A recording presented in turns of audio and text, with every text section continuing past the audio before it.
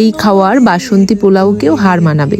জানি এটা প্রত্যেকটা মধ্যবিত্ত পরিবারের একটা অন্যতম খাবার, আর এটা মূলত ঠান্ডার দিনের এই খাবারটা বেশিই হয়। এটাকে বলি আমরা ভাজা ভাত। গতকালকের ভাত বেঁচে যাওয়ায় মা বলল ভাজা ভাত করি।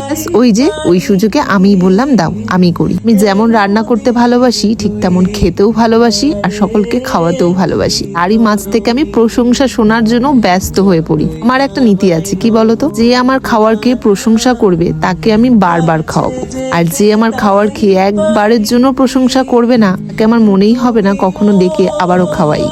এমনটা না যে রান্নাটা খারাপ হলে তুমি বললে আমি রাগ করবো, সেখান থেকেও অনেক কিছু শেখার আছে জানো তো। আমরা তো ভুল থেকেই শিক্ষাটা নিই, যে ভুল থেকে শিক্ষাটা নিতে পারে সেই তো ভালো শিখতে পারে। আমি জানো তো প্রতিদিন নিজের মধ্যে ভুল খুঁজে বেড়াই। আমরা মানুষ, আমাদের ভুল হবে এটাই স্বাভাবিক। এক ভুল যেন বারবার না হয় সেই দিকটাও কিন্তু আমাদের লক্ষ্য রাখতে হবে। তাদের সাথে গল্প করতে করতে আমার ভাজা ভাত রেডি, যেটা আমাদের মতো মধ্যবিত্ত ফ্যামিলিদের কাছে পোলাওয়ের থেকে কম কিছু না। আজকে তো সানডে স্পেশাল মেনু তোমাদের সাথে শেয়ার করলাম। আজকে তোমাদের বাড়িতে কি কি মেনু হচ্ছে সেটাও জানিও। চলো আজ তবে আসি, সবাই ভালো থেকো, সুস্থ থেকো, কিন্তু মনে রেখো গল্পের কখনো শেষ নেই, তোমাদের সাথে এখনো অনেক গল্প আছে।